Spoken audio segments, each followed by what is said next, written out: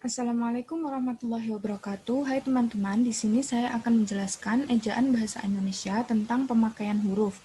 Sebelumnya, perkenalkan nama saya Nurus Solihah, NIM saya 203040466003 dari kelas 2A PBI UIN Wali Songo Semarang. Langsung saja ke materinya.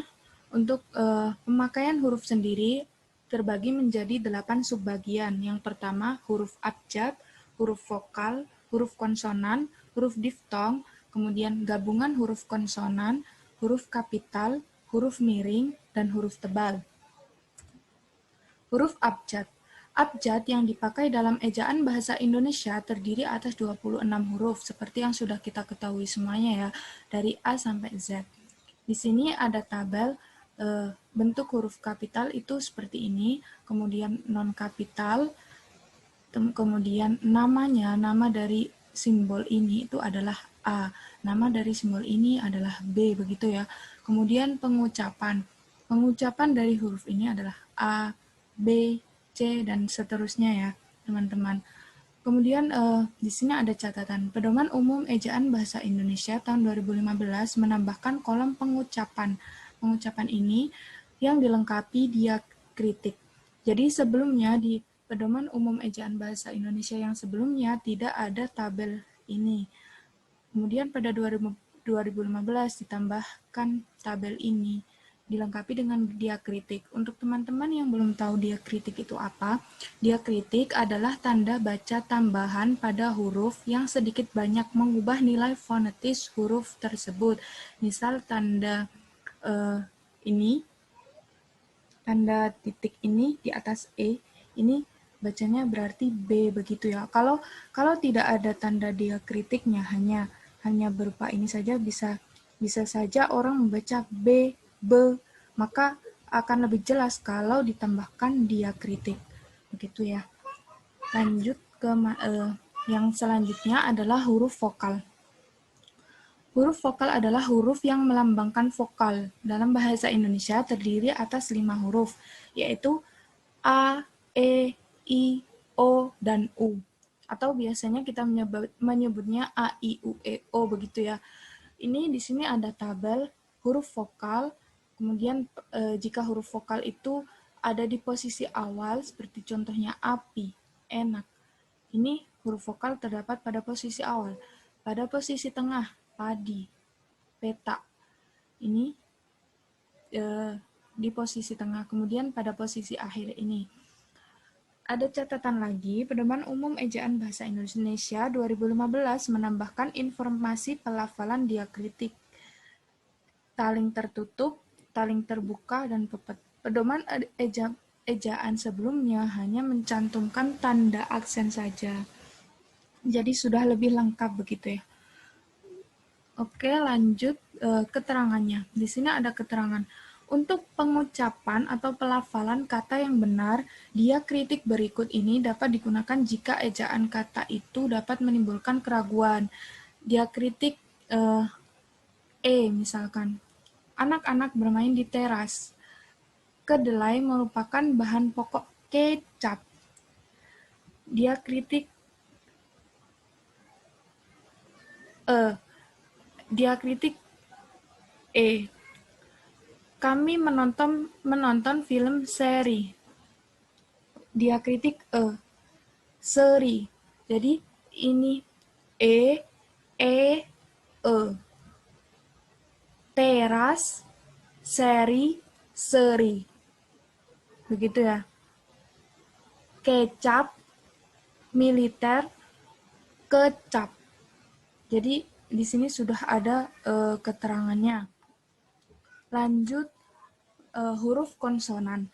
Huruf konsonan adalah huruf yang melambangkan konsonan. Dalam bahasa Indonesia terdiri atas 21 huruf, yaitu B, C, D, F, G, H, J, K, L, M, N, P, Q, R, S, T, V, W, X, Y, dan Z. Di sini terdapat tabel huruf konsonan, kemudian pada posisi awal itu bagaimana, posisi tengah contohnya ini seperti sebut B, di posisi tengah, kemudian posisi akhir ada B-nya ada pada posisi akhir. Keterangan. Huruf Q dan X khusus digunakan untuk nama diri dan keperluan ilmu. Huruf X pada posisi awal kata diucapkan S.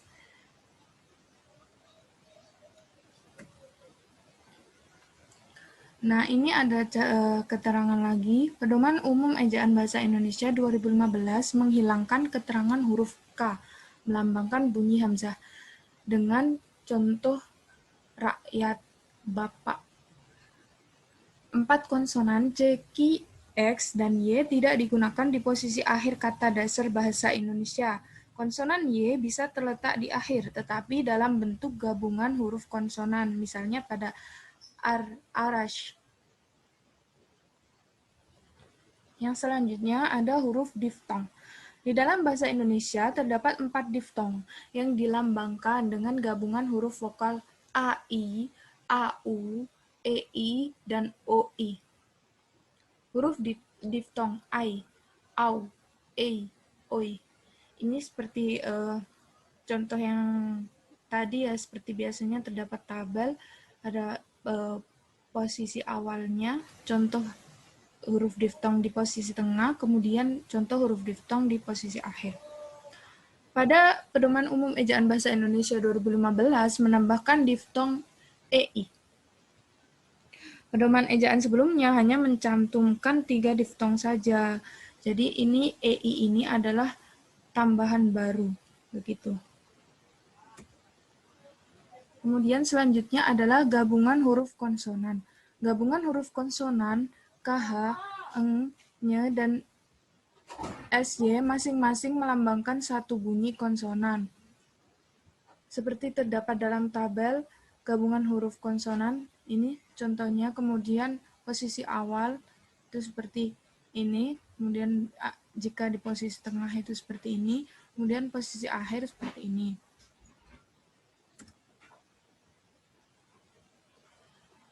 Selanjutnya adalah huruf kapital. Huruf kapital dipakai sebagai huruf pertama awal kalimat. Misalnya, kita harus bekerja keras. K di sini harus memakai huruf kapital karena ini merupakan awal kalimat. Pekerjaan itu akan selesai dalam 1 jam. P harus menggunakan huruf kapital karena di sini adalah merupakan awal kalimat. Kemudian poin selanjutnya adalah huruf kapital dipakai sebagai huruf pertama unsur nama orang, termasuk julukan. Misalnya, Wage Rudolf Supratman. Di sini Wage adalah julukan, maka dan nama orang, maka memakai huruf kapital di awalnya di setiap kata. Jenderal Kancil, J dan K-nya menggunakan huruf kapital. Dengan catatan, yang pertama, huruf kapital tidak dipakai sebagai huruf pertama nama orang yang merupakan nama jenis atau satuan ukuran. Misalnya, ikan mujair, mesin diesel, seperti itu ya. Kemudian yang kedua adalah huruf kapital tidak dipakai untuk menuliskan huruf pertama kata yang bermakna anak dari, seperti bin, binti, boru, dan van. Atau huruf pertama kata tugas, misalnya Siti Fatimah binti Salim. B di sini merupakan anak, maknanya adalah anak dari, jadi tidak diperkenankan untuk menggunakan huruf kapital. Boru di sini maknanya adalah anak dari, maka tidak diperkenalkan untuk menggunakan huruf kapital, begitu. Poin selanjutnya adalah huruf kapital dipakai pada awal kalimat dalam petikan langsung. Misalnya, adik bertanya, kapan kita pulang? K. K ini adalah awal kalimat di dalam petikan langsung. Seperti contoh selanjutnya ya, orang itu menasehati anaknya, berhati-hatilah nak. Nah, B ini merupakan awal kalimat dalam petikan langsung. Lanjut ke poin selanjutnya adalah huruf kapital dipakai sebagai huruf pertama setiap kata nama agama, kitab suci, dan Tuhan, termasuk sebutan dan kata ganti untuk Tuhan. Misalnya, Untuk kitab Ueda berarti U-nya harus menggunakan huruf kapital karena Ueda merupakan nama kitab suci. Kemudian, ya Tuhan bimbinglah hamba-Mu ke jalan yang Engkau beri rahmat. Tuhan di sini menggunakan huruf kapital. Kemudian hamba-Mu. M di sini menggunakan huruf kapital karena M merupakan kata ganti untuk Tuhan. Engkau juga kata ganti untuk Tuhan, maka menggunakan huruf kapital. Poin selanjutnya. Huruf kapital dipakai sebagai huruf pertama unsur nama gelar, kehormatan, keturunan, keagamaan, atau akademik yang diikuti nama orang, termasuk gelar akademik yang mengikuti nama orang. Misalnya, Sultan Hasanuddin. Sultan di sini adalah gelar, maka huruf pertamanya menggunakan huruf kapital. Haji Agus Salim. Haji di sini adalah gelar, maka huruf H menggunakan huruf kapital. Poin selanjutnya. Huruf kapital dipakai sebagai huruf pertama unsur nama gelar, kehormatan, keturunan, keagamaan, profesi, serta nama jabatan dan kepangkatan yang dipakai sebagai sapaan. Misalkan, semoga berbahagia Sultan. Sultan di sini adalah nama sapaan dan sekaligus nama keturunan atau gelar kehormatan. Jadi di sini menggunakan huruf kapital S-nya. Kemudian terima kasih Kiai. K di sini merupakan dipakai sebagai sapaan dan sekaligus gelar keagamaan. Begitu ya. Jadi K di sini menggunakan huruf kapital. Poin selanjutnya, huruf kapital dipakai sebagai huruf pertama unsur nama jabatan dan pangkat yang diikuti nama orang atau yang dipakai sebagai pengganti nama orang tertentu, nama instansi, atau nama tempat. Misalnya, Wakil Presiden Adam Malik. Nah, wakil di sini adalah nama pangkat atau jabatan yang dipakai sebagai pengganti nama orang. Jadi wakil presiden, maka W dan P-nya menggunakan huruf kapital. Kemudian Laksamana Muda Udara. Laksamana Muda Udara ini merupakan pangkat atau jabatan tertentu yang dipakai sebagai pengganti nama orang. Kemudian selanjutnya, huruf kapital dipakai sebagai huruf pertama nama bangsa, suku bangsa, dan bahasa. Misalnya, bahasa Indonesia. I di sini menggunakan huruf kapital. Kemudian suku Dani. D di sini menggunakan huruf kapital juga. Dengan catatan, nama bangsa, suku bangsa, dan bahasa yang dipakai sebagai bentuk dasar kata turunan tidak ditulis dengan huruf awal kapital. Misalnya, ke-Jawa-Jawaan, ke-Inggris-Inggrisan. Itu tidak boleh menggunakan huruf kapital karena ini adalah bentuk turunan.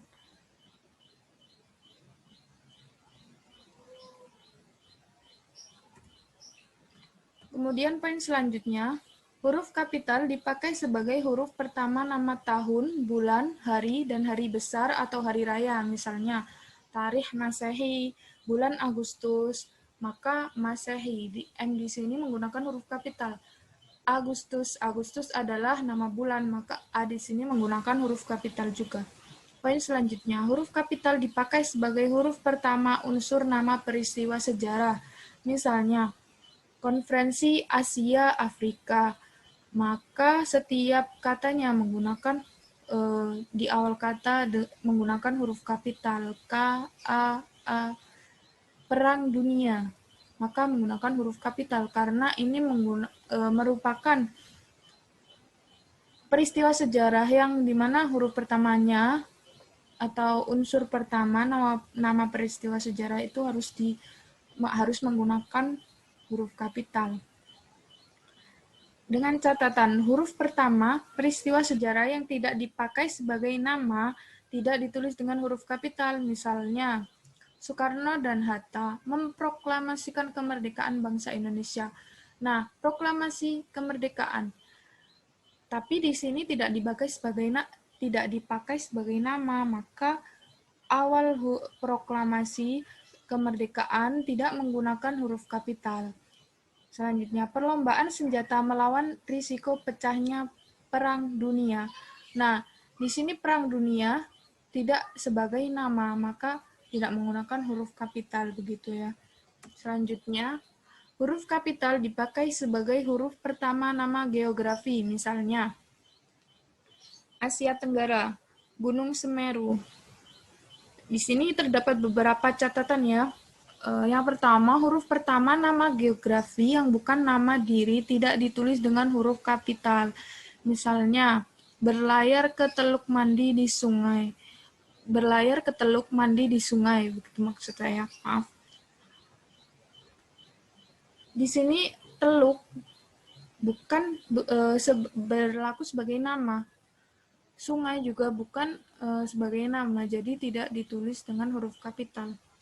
Poin yang kedua, huruf pertama nama diri geografi yang dipakai sebagai nama jenis tidak ditulis dengan huruf kapital. Misalnya, jeruk Bali. Nah, Bali di sini merupakan nama jenis dari jeruk. Jadi, B di sini tidak menggunakan huruf kapital, begitu ya. Nama yang disertai nama geografi dan merupakan nama jenis dapat dikontraskan atau disejajarkan dengan nama jenis lain dalam kelompoknya. Misalnya, kita mengenal berbagai macam gula seperti gula Jawa, gula pasir, gula tebu, gula aren, dan gula anggur, begitu ya. Contoh yang bukan merupakan nama jenis itu seperti dia mengoleksi batik Cirebon, batik Pekalongan, batik Solo, batik Jogja, batik Madura, begitu. Oke, next. Poin selanjutnya adalah huruf kapital dipakai sebagai huruf pertama semua kata, termasuk semua unsur bentuk ulang sempurna, dalam nama negara, lembaga, badan, organisasi, atau dokumen, kecuali kata tugas seperti di, ke, dari, dan, yang, dan untuk. Misalnya, Majelis Permusyawaratan Rakyat Republik Indonesia, maka setiap awal kata menggunakan huruf kapital karena ini merupakan nama lembaga negara, begitu ya. Ikatan Ahli Kesehatan Masyarakat Indonesia. Nah, seperti ini juga setiap awal kata menggunakan huruf kapital karena ini merupakan lembaga atau badan atau organisasi, begitu ya. Poin selanjutnya, huruf kapital dipakai sebagai huruf pertama setiap kata, termasuk unsur kata ulang sempurna, di dalam judul buku, karangan, artikel, dan makalah, serta nama majalah dan surat kabar, kecuali kata tugas ya, seperti tadi, yang tidak terletak pada posisi awal. Jadi kalau kata tugas itu berupa judul buku, karangan, artikel, terdapat kata tugas, tapi kata tugas tersebut di awal tetap menggunakan huruf kapital. Tapi kalau kata tugas tersebut letaknya di tengah-tengah kalimat, berarti kata tugas tidak perlu menggunakan huruf kapital. Seperti contoh ini ya, tulisan itu dimuat dalam majalah Bahasa dan Sastra. Bahasa, B-nya di sini merupakan huruf kapital, kemudian sastra juga merupakan huruf kapital. Kenapa dan di sini tidak menggunakan huruf kapital, D-nya? Karena dan merupakan kata tugas dan terletak di tengah-tengah kalimat. Beda cerita kalau misalkan kata tugas itu terletak di awal kalimat, misalkan tulisan itu dimuat dalam majalah dari Sabang sampai Merauke, begitu ya contohnya. Maka dari ini merupakan kata tugas ya, tapi terletak di awal kalimat, maka dari huruf D-nya itu tetap ditulis menggunakan huruf kapital, karena kata tugas tersebut berada di awal kalimat. Oke, lanjut ke selanjutnya. Huruf kapital dipakai sebagai huruf pertama unsur singkatan nama gelar, pangkat, atau sapaan. Misalnya, SH, Sarjana Hukum, Daeng. Gelar-gelar seperti ini, maka huruf pertamanya, huruf singkatannya menggunakan huruf kapital. Poin selanjutnya, huruf kapital dipakai sebagai huruf pertama kata penunjuk hubungan kekerabatan seperti bapak, ibu, kakak, adik, paman, serta kata atau ungkapan lain yang dipakai dalam penyapaan atau pengacuan. Misalkan, silakan duduk di, kata orang itu. Di sini merupakan kata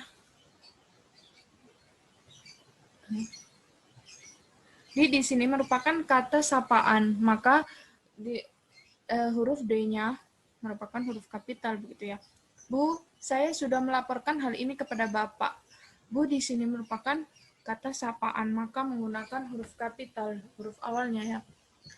Dengan catatan, yang pertama, istilah kekerabatan berikut bukan merupakan penyapaan atau pengacuan. Misalnya, kita harus menghormati bapak dan ibu kita. Ini kalimat biasa ya. Jadi bapak ini dan ibu tidak bukan merupakan kata sapaan. Jadi tidak diperkenankan untuk menggunakan huruf kapital di awal ya, karena ini bukan kalimat sapaan. Semua kakak dan adik saya sudah berkeluarga. Ini kalimat biasa, bukan kalimat sapaan. Jadi tidak diperkenankan untuk menggunakan huruf kapital di awal kalimat. Poin yang kedua, kata ganti Anda ditulis dengan huruf awal kapital. Misalnya, sudahkah Anda tahu siapa nama Anda? Anda di sini menggunakan huruf kapital awalnya. Lanjut, poin selanjutnya adalah huruf miring. Nah, dalam huruf miring ini juga terdapat beberapa kaidah-kaidah ya, seperti tadi penggunaan huruf kapital. Poin yang pertama, huruf miring dipakai untuk menuliskan judul buku, nama majalah, atau nama surat kabar yang dikutip dalam tulisan, termasuk dalam daftar pustaka. Misalnya, contoh ya, berita itu muncul dalam surat kabar Cakrawala. Nah, Cakrawala di sini maka dicetak miring.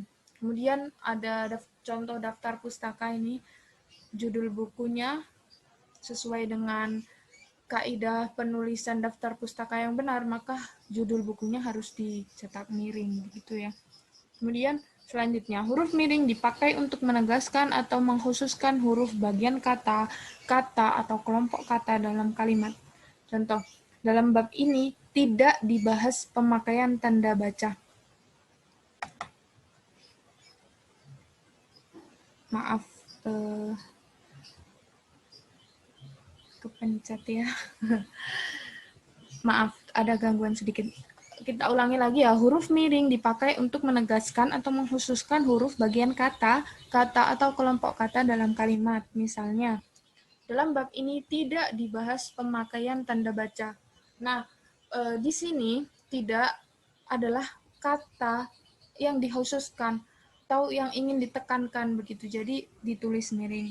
Kemudian buatlah kalimat dengan menggunakan ungkapan lepas tangan. Nah, lepas tangan di sini merupakan kelompok kata yang ingin ditekankan atau ingin dikhususkan biar untuk lebih kayak apa ya, istilahnya di highlight gitu ya.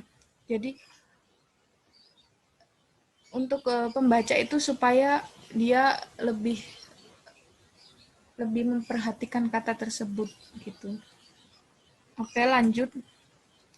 Poin selanjutnya adalah huruf miring dipakai untuk menuliskan kata atau ungkapan dalam bahasa daerah atau bahasa asing. Misalnya, upacara pusijik atau tepung tawar menarik perhatian wisatawan yang asing yang berkunjung di Aceh. Nah, di sini merupakan bahasa daerah, jadi menggunakan huruf miring, begitu ya. Kemudian nama ilmiah buah manggis ialah Garcinia mangostana. Maka ini merupakan nama ilmiah.